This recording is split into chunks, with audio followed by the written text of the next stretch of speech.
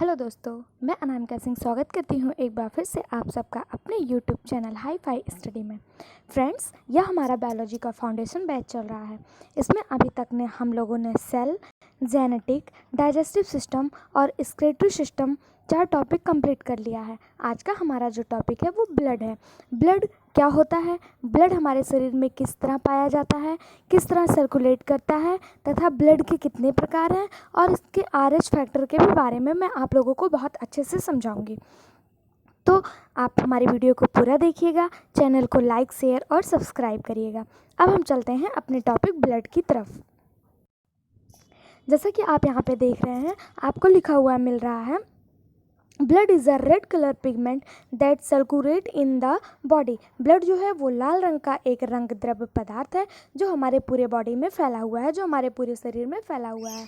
Friends, आपको पता है कि अगर हमारी बॉडी में जहाँ भी ब्लड नहीं पहुँच पाता है तो उसी कंडीशन में लोग कहते हैं कि फालिज मार देता है। हाथों में अगर ब्लड का सर्कुलेशन रुक जाता है तो हाथ में फालिज मार देता है।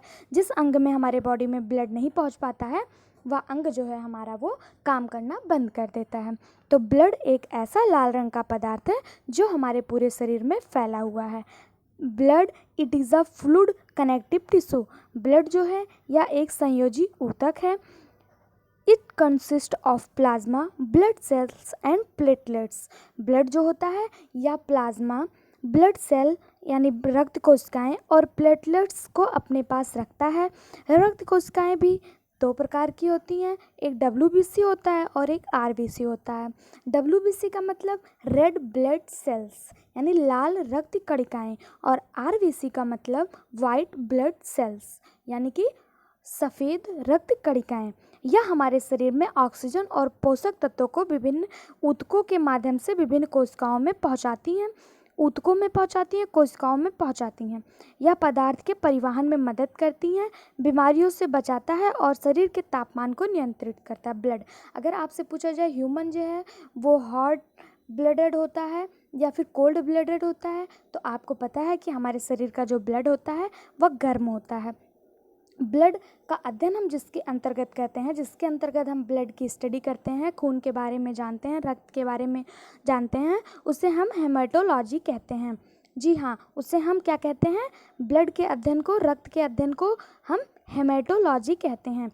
एक वयस्क मानव में रक्त की मात्रा 4.7 से 5 लीटर तक होती है। अगर आप पूछेंगे कि 4.7 से 5 लीटर तक होती है, इसका अंदाज़ा कैसे लगता है, तो आपको एक आंकड़ा बता दूं, अगर 60 केजी का कोई व्यक्ति है तो उसके अंदर जो होगा वो 7 से 8 केजी तक का ब्लड कंसिस्ट किया जाता है। इसलिए इससे यह अंदाज़ा लगाया जाता है कि एक जो वयस्क मानव है उसके अंदर 4.7 से लेकर 5 लीटर तक ब्लड पाया जाता है। ब्लड में कुछ पदार्थ पाए जाते हैं जिसे ब्लड के कंपोनेंट या ब्लड के घटक कहते हैं, रक्त के घटक कहते हैं। जैसे ब्लड सेल्स पाया जाता है, ब्लड सेल्स जिसे हम हिंदी में रक्त कोशिका कहते हैं। एक एक करके अभी हम इन सब के बारे में पढ़ेंगे। पहले एक बार आप यह देख लीजिए कि कौन कौन से घटक ब्लड में पाए जाते हैं। ब्लड में ब्लड सेल्स पाया जाता है, प्लेटलेट्स पाया जाता है, प्लाज्मा पाया जाता है। प्लाज्मा वह होता है लिक्विड नुमा संरचना होती है जो हमारे ब्लड में फैली होती है। लिम्फ पाया जाता है जिसे हम लसिका कहते हैं।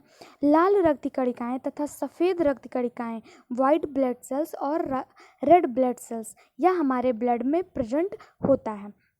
अब हम देखेंगे कि लाल रक्त कणिकाएं क्या होती हैं। जो हमारे बॉडी में मौजूद है लाल रक्त कणिकाएं, यह होता क्या है और इसका वर्क क्या है। तो these are the biconcave in shape is also known as erythrocyte. यह जो होता है ये बाइकॉन्केव शेप का होता है यानी उभयलिंगी आकार का होता है, जिसे हम इरिथ्रोसाइट के नाम से भी जानते हैं। किसको? रेड ब्लड सेल्स को। यह पूछा जाता है कि रेड ब्लड सेल्स का साइंटिफिक नेम क्या है, तो रेड ब्लड सेल्स का साइंटिफिक नेम इरिथ्रोसाइट है। These contain the iron rich protein called haemoglobin. यह जो है अपने पास प्रोटीन के मात्रा में हीमोग्लोबिन को कंटेन करता है, हीमोग्लोबिन को रखता है। हीमोग्लोबिन 2 शब्दों से मिलकर बना होता है, एक होता है हीम और दूसरा होता है plus globin. Haemoglobin, haem haem वह पदार्थ है जिसके द्वारा ब्लड का रक्त लाल पाया जाता है, इसी के कारण जो कोशिका होती है वह लाल रंग की होती है। नेक्स्ट लिखा है दे हैव नो न्यूक्लियस, इसमें लाल रक्त की कोशिकाओं में नाभिक नहीं पाई जाती है, और ये जो होता है ये अस्थिमज्जा में निर्मित होता है, यानी कि हमारा जो बोन मैरो है, जो हमारे पीठ की रीढ़ की हड्डी के अंदर बोन मैरो पाया जाता है, उसमें रक्त बनने का कार्य होता है, या रक्त में सभी कोशिकाओं में प्रचुर मात्रा में होता है। रेड ब्लड सेल्स जो है ये रक्त के सभी कोशिकाओं में, जितनी भी कोशिकाएं रक्त में पाई जाती हैं उनमें भरपूर मात्रा में यह पाया जाता है। आरबीसी संख्या, रक्त के आरबीसी संख्या जो होती है वो 5.5 मिलियन क्यूब के बराबर होती है। अगर हम पूछें कि आरबीसी सेल्स का जीवन काल कितने दिन का होता है, तो आरबीसी सेल्स जो है वो हमारी बॉडी में एक बनने के बाद, जब हमारे बोन मैरो में आरबीसी सेल्स का निर्माण होता है तो वह बनने के बाद केवल 120 दिन तक ही जीवित रहती हैं। उनकी जो लाइफ होती है वह 120 डेज़ की ही होती है। यह जो है हमारी प्लीहा में जाके, हमारी बॉडी में है एक स्प्लीन है जिसे हम प्लीहा कहते हैं, उसमें जाकर नष्ट हो जाती हैं। प्लीहा को ही आरबीसी का कब्रिस्तान, ग्रेवयार्ड भी कहते हैं।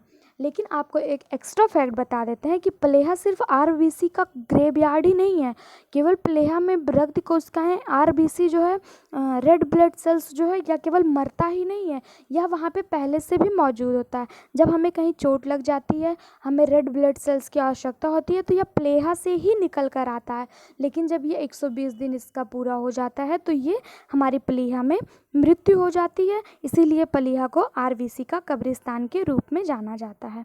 फिर हम देखेंगे कि आरबीसी के कार्य क्या हैं, आरबीसी क्या कार्य करता है। तो आरबीसी जो है वो haemoglobin in RBC pick up oxygen in the lungs tissue by forming a chemical compound with it.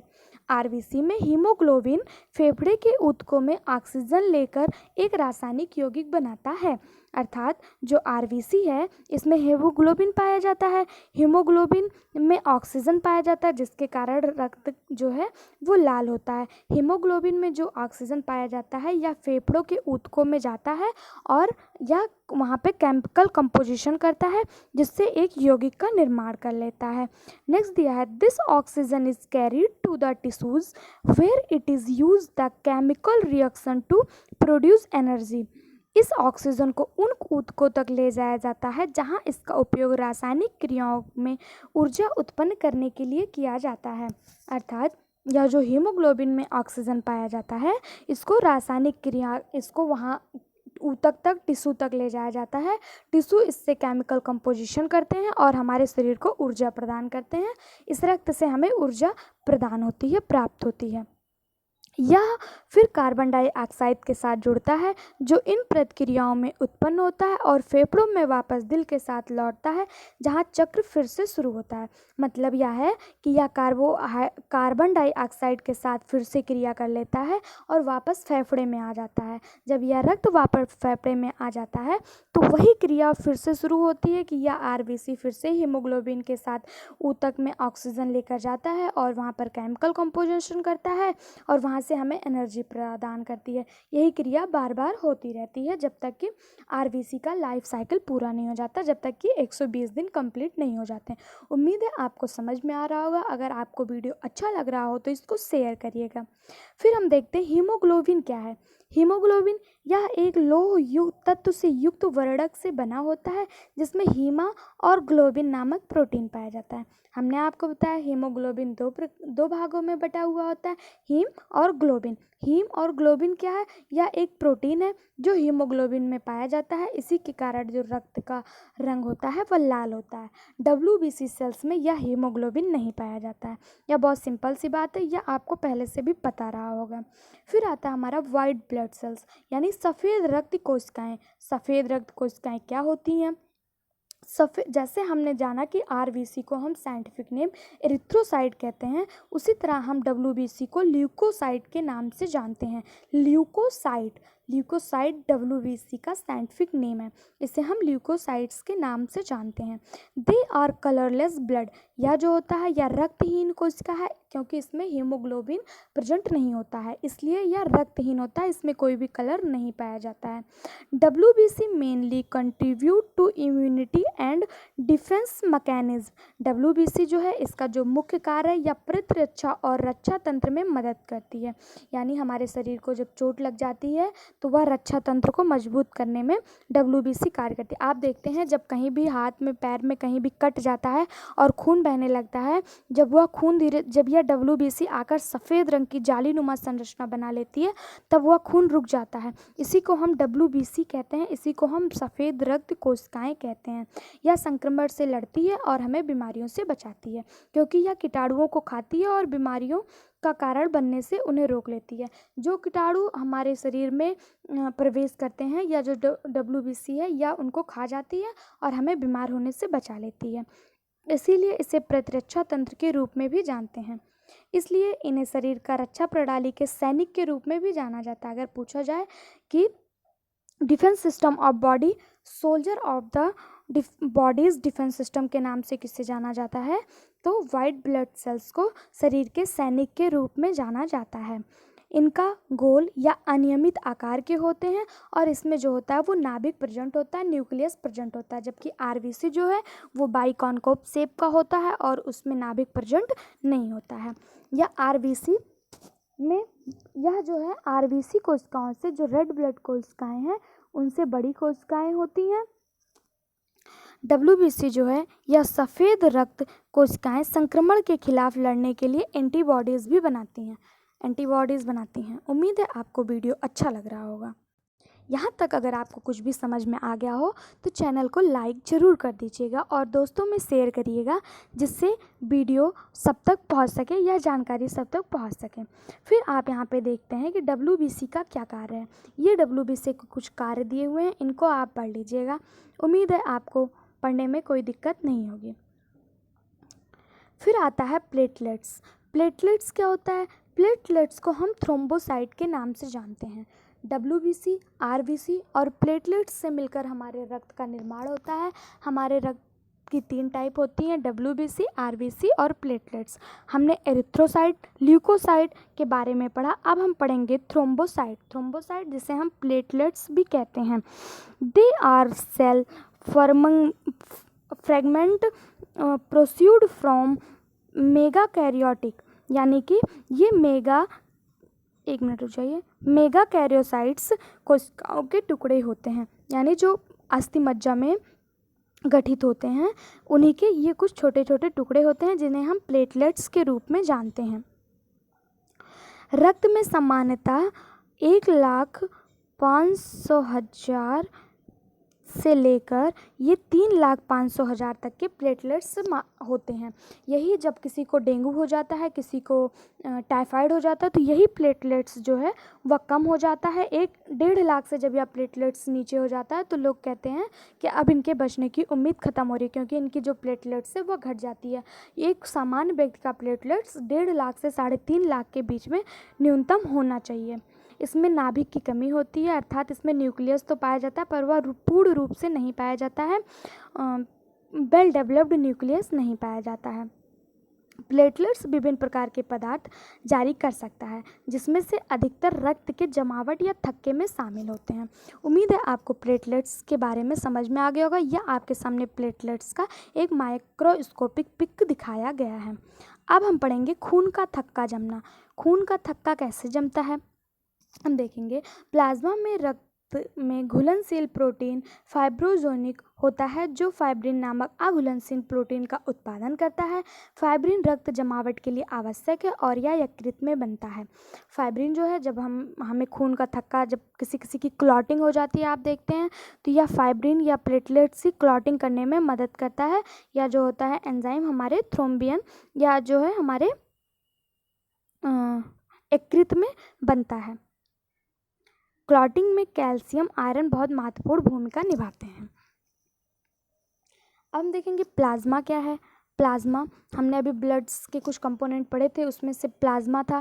Plasma क्या होता है? वे पुआल के रंग के होते हैं। पुआल यानी जो पैरा जानते हैं, गांव में जो धान की कटाई होती है उसके नीचे का पार्ट जब सुखा लिया जाता है तो उसे हम पुआल कहते हैं। जिसे हम स्ट्रॉ कहते हैं, स्ट्रॉ या स्ट्रॉ के कलर के होते हैं तथा यह चिपचिपा पदार्थ होता है जो रक्त में लगभग 55% मात्रा में पाया जाता है।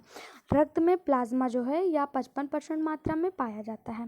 प्लाज्मा में 90 से 92% पानी होता है और 6 से 8% जो होता है वो प्रोटीन पाया जाता है। इसीलिए कहा जाता है कि हमारे शरीर के लिए कम से कम दिन भर में 7 से 8 लीटर पानी बहुत ज़्यादा अनिवार्य होता है, क्योंकि यह प्लाज्मा बनाने में अपनी भूमिका निभाता है।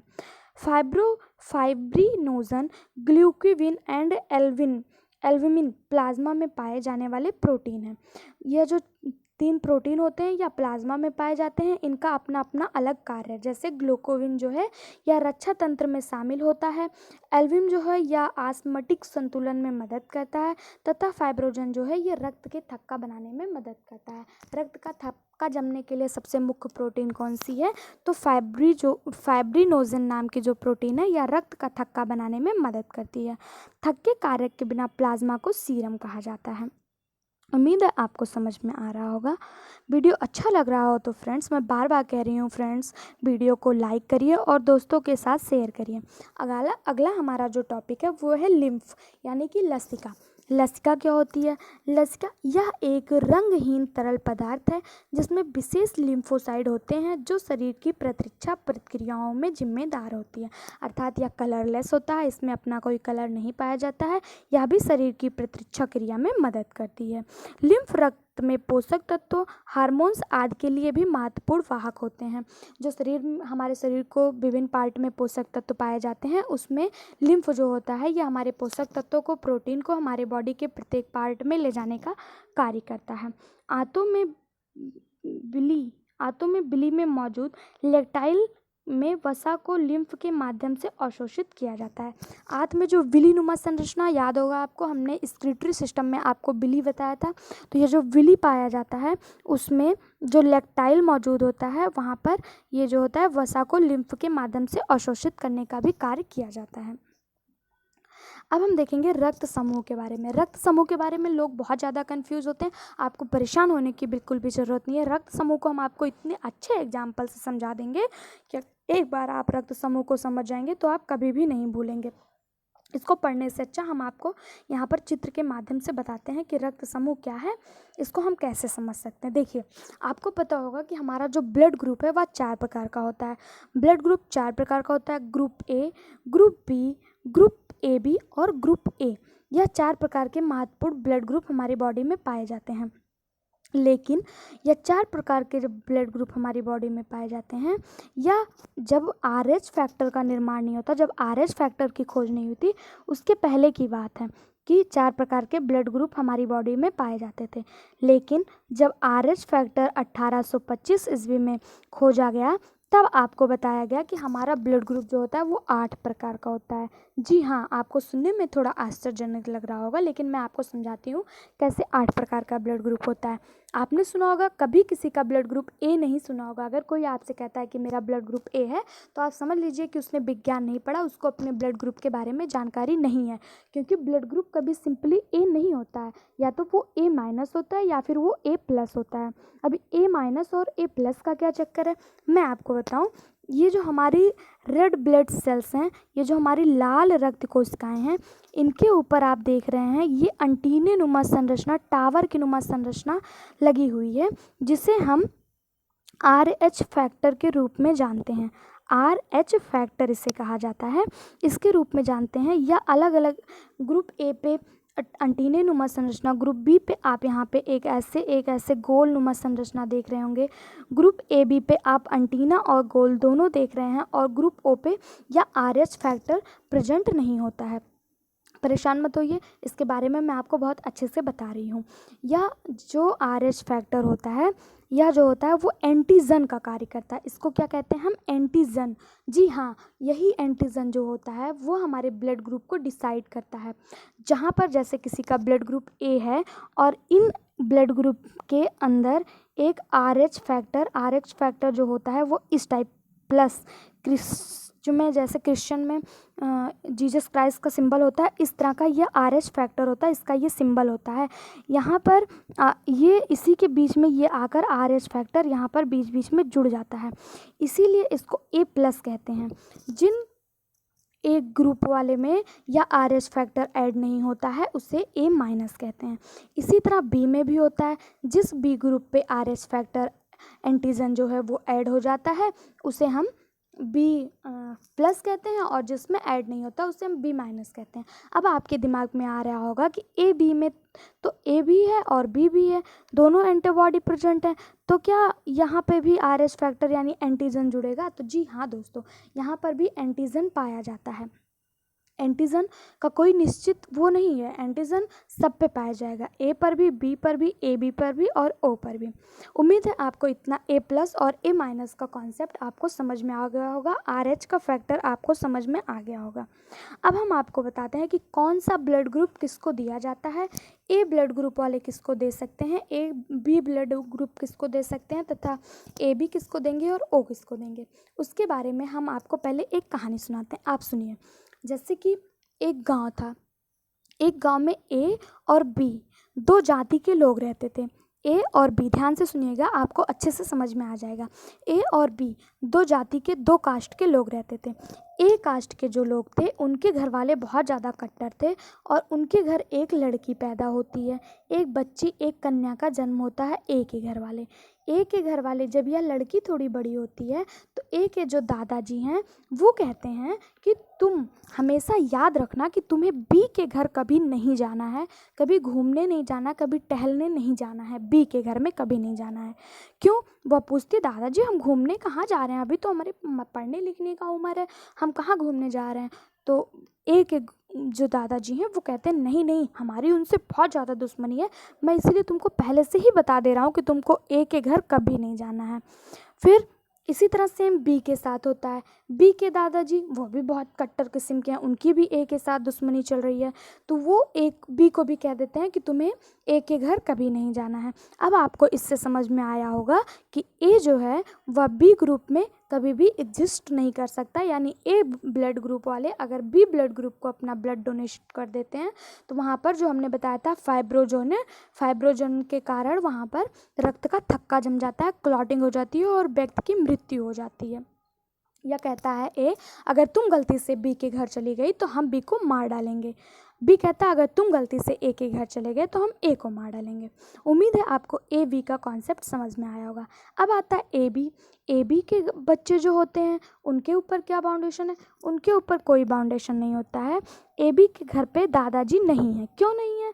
दादाजी पहले से ख़त्म हो चुके हैं, उनके मम्मी पापा, उनके जो पेरेंट्स हैं वह पहले से A और B दोनों ग्रुप, दोनों गाँव, दोनों जाति के लोग आपस में शादी करके एक फैमिली बना लिए हैं। जब A और B दोनों जाति के लोग आपस में मिल गए तो वो क्यों रोकेंगे? पापा चाहेंगे कि वो A के घर जाए, मम्मी चाहेंगे कि वो B के घर जाए, और दोनों का जब आपसी रिलेशन हो गया तो वो कभी एक दूसरे को नहीं रोकेंगे।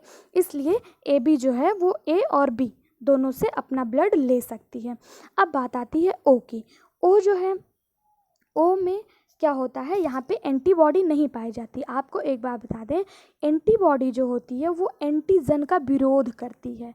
एंटीबॉडी एंटीजन का विरोध करती है।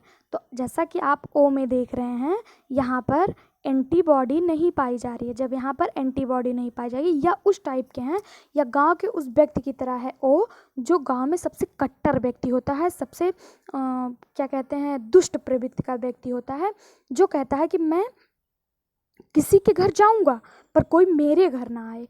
ओ जो है उस प्रकार का व्यक्ति है, या अपने घर किसी को आने नहीं देता है। यानी कि ओ जो है वो केवल ओ में ही रह जाता है। देता तो ये सबको अपना ब्लड ग्रुप है, पर लेता किसी से नहीं है, लेता सिर्फ ओ से है। इसको हम एक चार्ट के रूप में आपको समझाते हैं। यहाँ पर देखिए, आपको अच्छे से समझ में आ जाएगा। O-, आप यहाँ पे देख रहे हैं, O- का जो ब्लड ग्रुप है ये सबको ब्लड ग्रुप अपना दे सकता है। देगा तो ये सबको, लेकिन लेगा ये किसी से नहीं। ये सबसे खतरनाक ब्लड ग्रुप होता है ओ ब्लड ग्रुप जो होता है वो केवल ओ से ही लेता है, और देता या किसी को भी नहीं है। सॉरी, लेता किसी से भी नहीं है और देता ये सबको है। फिर आप यहाँ नीचे देख रहे हैं AB+। AB प्लस जो है ये सबसे ले लेता है, सबसे लेता है AB प्लस, क्योंकि यह A से भी मिला हुआ है और B से भी मिला हुआ है, तो इसकी फैमिली कंप्लीट है, यह सबसे लेता है। आप यहाँ पे देख सकते हैं कि O प्लस जो है यह केवल O माइनस से लेगा और O प्लस से लेगा, बाकी किसी से ब्लड नहीं लेगा और देगा यह सबको। फिर आता है A माइनस केवल माइनस माइनस से ही लेगा, वो भी A से ही लेगा, या प्लस में नहीं जाएगा, क्योंकि एंटीजन जो होता है एंटीबॉडी का विरोधी होता है। अगर RH फैक्टर जुड़ता है तो हमने बताया वह एंटीजन होता है, और एंटीजन जो होता है वो एंटीबॉडी का विरोधी होता है, तो वह एंटीजन के पास कभी नहीं जाएगा। यानी माइनस जो है A माइनस, वह A माइनस से ब्लड लेगा और A प्लस से नहीं लेगा, O माइनस से लेगा। उम्मीद है आपको समझ में आ रहा होगा। A प्लस जो है वह A प्लस ब्लड ग्रुप वाले O माइनस से, O प्लस से, A माइनस और A प्लस दोनों से लेंगे ब्लड। उम्मीद है आपको इस चार्ट के माध्यम से सब कुछ समझ में आ गया होगा। आइए एक बार अब हम इसको पढ़ लेते हैं। यहीं से पढ़ना था हमको। ब्लड ग्रुप को पढ़ लेते हैं। ब्लड ग्रुप की खोज किसने की थी? तो के लैंड स्टीनर ने 1902 में मानव रक्त को 4 समूह A, B, AB और O में वर्गीकृत किया था, जो हमने आपको बताया। RH कारक 1940 में लैंड स्टीनर और AS वैनर द्वारा खोजा गया था। या जब 1940 में SR वैनर द्वारा RH फैक्टर खोजा गया, तभी से माइनस और प्लस का निर्धारण किया गया था। इन समूहों की कोशिकाओं में संबंधित एंटीजन होते हैं A, B और AB। O को छोड़कर सब में एंटीजन पाया जाता है, या हमने आपको बताया कि O में एंटीजन नहीं पाया जाता है, वहाँ पर एंटीबॉडी पाई जाती है। फिर AB समूह को सार्वभौमिक प्राप्तकर्ता के रूप में जानते हैं। सार्वभौमिक प्राप्तकर्ता यानी यह सबसे ब्लड ले सकता है। AB जो है यह सबसे ब्लड ले सकता है, इसको यूनिवर्सल रिसिप्टर के नाम से जानते हैं।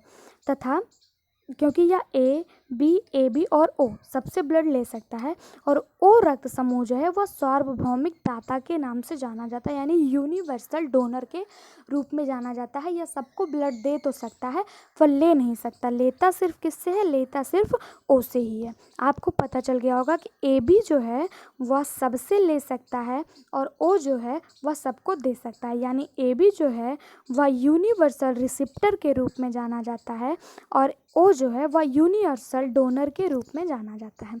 उम्मीद है आपको यहाँ तक की प्रक्रिया समझ में आ गई होगी। अब हम पढ़ेंगे ब्लड ट्रांसफ्यूज़न। वैसे तो हमने आपको समझा दिया, अब आपको एक बार पढ़ के हम सुना देते हैं।